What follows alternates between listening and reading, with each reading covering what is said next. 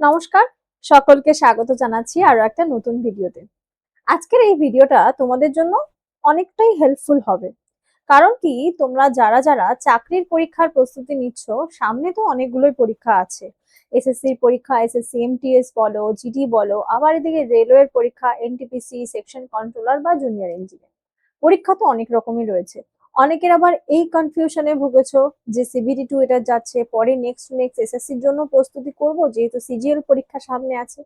এবার আজকের এই বিষয়টা থাকছে সম্পূর্ণভাবে তুমি কোন ফিল্ডে বেটার, অর্থাৎ তুমি পুরোপুরি ফোকাসড হয়ে পড়লে এসএসসির জন্যই পড়বে, নাকি পুরোপুরি রেলওয়ের জন্যই ফোকাসড হয়ে পড়বে। এই দুটো বিষয়, সেইটাকে নিয়ে থাকছে সম্পূর্ণ ভিডিওটা। বলবো তোমাদের সকলকে শেষ অবধি দেখার জন্য, এবং সেশনটা যদি তোমাদের ভালো লাগে একটা লাইক করে দেওয়ার জন্য। তো চলো, সবার প্রথমে বলতে চাইছি এসএসসি এবং রেলওয়ে সঠিক কেরিয়ারের নির্বাচনের রূপরেখা। স্টাফ সিলেকশন কমিশন এসএসসি এবং রেলওয়ে রিক্রুটমেন্ট বোর্ডের অর্থাৎ আরআরবি চাকরি বেছে নেওয়ার একটা সঠিক মূল্যায়ন। আমি তোমাদেরকে জাস্ট ডিফারেন্সটা বলবো, বাকিটা তোমাদের উপর ডিপেন্ড করছে তোমরা কোনটাকে বেছে নিচ্ছ। দেখো, সবার প্রথমেই বলতে চাই যে আমাদের কি কি মাপকাঠি দিয়ে বিচার করা উচিত যে আমরা এসএসসি প্রিপারেশন করব নাকি রেলওয়ের ক্ষেত্রেই ঝুঁকে যাব। সবার প্রথমে রাউন্ড 1 এ হচ্ছে কেরিয়ার গ্রোথ এবং প্রমোশন।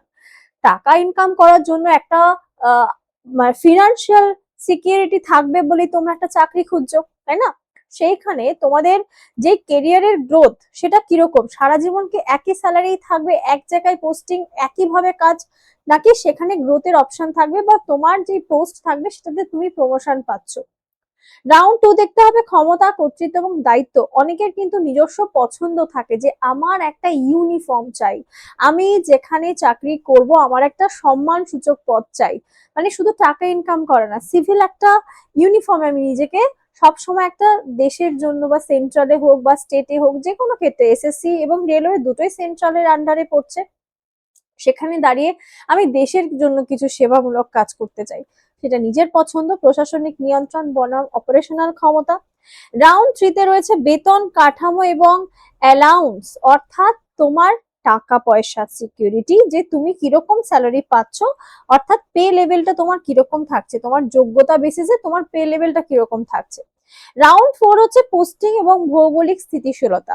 সর্বভারতীয় বদলি বনাম জেনারেল পোস্টিং, অর্থাৎ একটা মিনিমাম জায়গায় তোমার পোস্টিং থাকছে, নাকি 3 বছর 4 বছর অন্তর অন্তর ভারতের বিভিন্ন জায়গায় তোমাকে ঘুরতে হচ্ছে।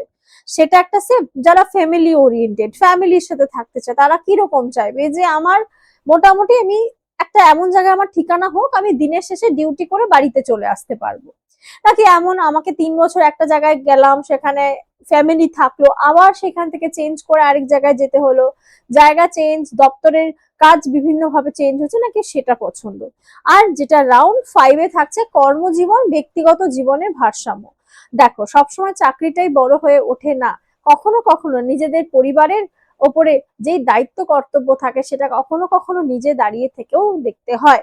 শুধুমাত্র আমি চাকরি করছি, আমি বাইরে স্টেটের বাইরেই রয়েছি, বাবা মা অসুস্থ, বাবা মাকে দেখতে পাচ্ছি না, সময় মতো ছুটি নিয়ে বাড়ি আসতে পারছি না, টাকা পয়সা তো তাদেরকে পাঠিয়ে দিচ্ছি, সব ক্ষেত্রেই তো সেটা অনেকের নিরুপায়, কিছু করার নেই, করতেই হয়। বাট সেটা যদি তোমার হাতে থাকে, তাহলে তুমি সেটাকে কিভাবে কাজে লাগাতে পারো। রাউন্ড 1 এ কেরিয়ার গ্রোথ প্রমোশনে যদি এসএসসির কথায় আসি, দেখতে পাচ্ছ দ্রুত প্রমোশন হয় এসএসসির ক্ষেত্রে না। স্টাফ সিলেকশন কমিশনে তুমি যদি বলো প্রমোশনের ক্ষেত্রে, সেটা কিন্তু একটু তাড়াতাড়ি হতে পারে, ডিপার্টমেন্টাল পরীক্ষার সুযোগ আছে। ইনকাম ট্যাক্স ইন্সপেক্টর থেকে খুব সহজে আইটি অফিসার, অর্থাৎ এসএসসি সিজিএল দিয়ে ইনকাম ট্যাক্স অফিসার হওয়ার পরে কিন্তু সেখান থেকে আইটি অফিসার পদে উন্নীত হওয়া সম্ভব আছে তোমাদের, যেটা হচ্ছে ডিপার্টমেন্টাল পরীক্ষার মাধ্যমে। কাজের ফাঁকে অন্যান্য উচ্চতর পরীক্ষার প্রস্তুতি নেওয়া সম্ভব। ধরো কেউ এসএসসি এমটিএস এর পরীক্ষা বা এসএসসি এমটিএস এর চাকরি তোমরা করছো, এসএসসি এমটিএস এর চাকরি করতে করতে যদি তোমার মোটামুটি একটা কোয়ার্টার পেয়ে যাও, একটা নির্দিষ্ট টাইম, যদি অফিস জব হয়ে থাকে, তাহলে কিন্তু তুমি অন্যান্য চাকরির পরীক্ষার প্রস্তুতি তুমি করতে পারছো।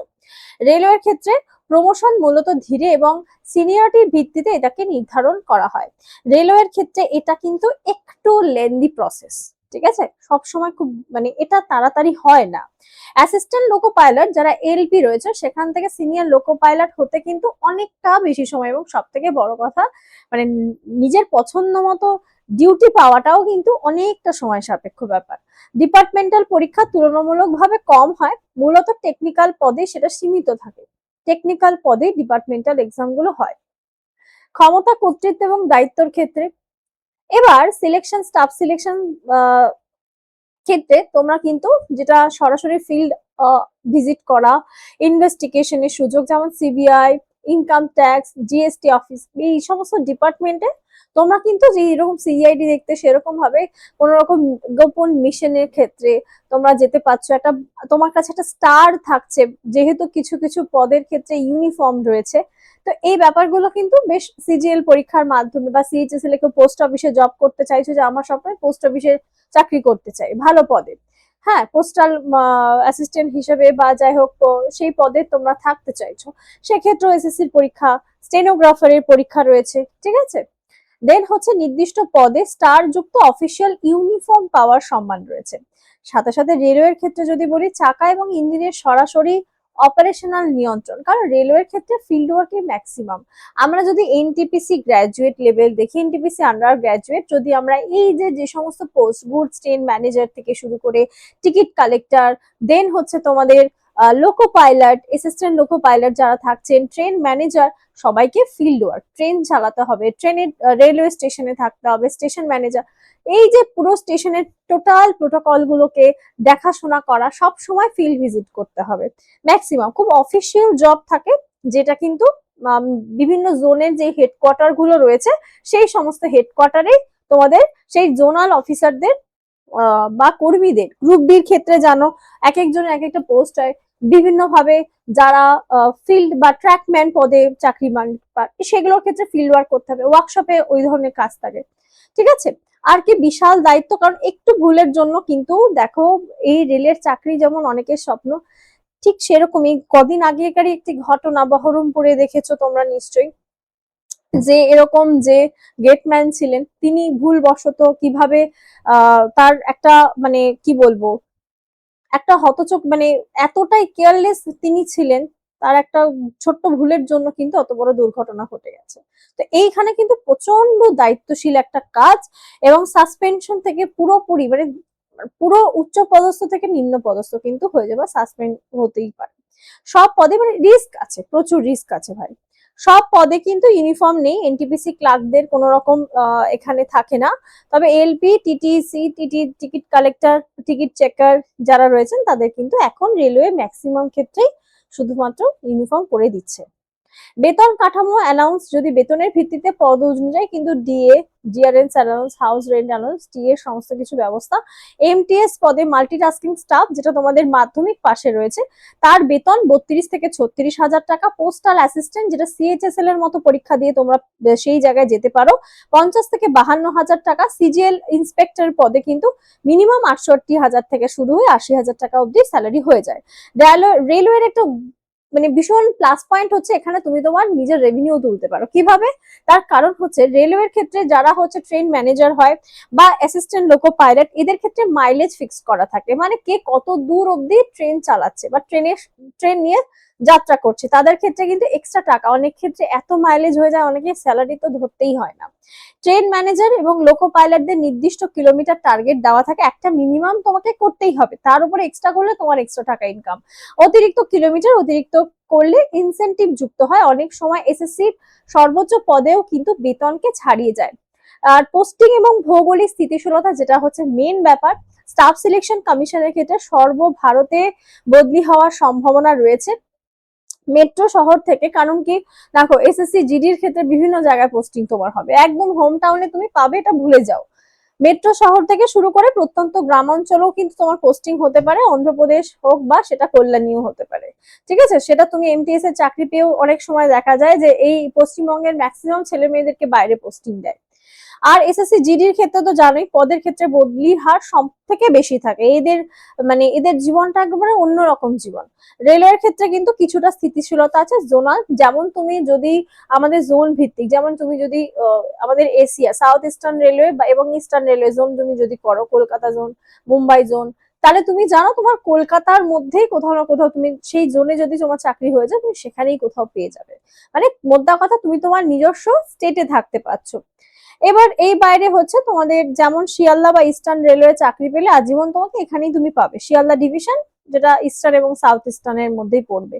পারিবারিক স্থিতিশীলতার জন্য একটা নির্দিষ্ট কিছু কিছু ক্ষেত্রে আলাদা আলাদা ভাবে, কারণ এটা তুমি যেই জোন, রেলওয়ে একটা সুবিধা আছে, তুমি যেই জোনের জন্য ফর্ম ফিল আপ করছো সেই জোনে তুমি চাকরি পাচ্ছ।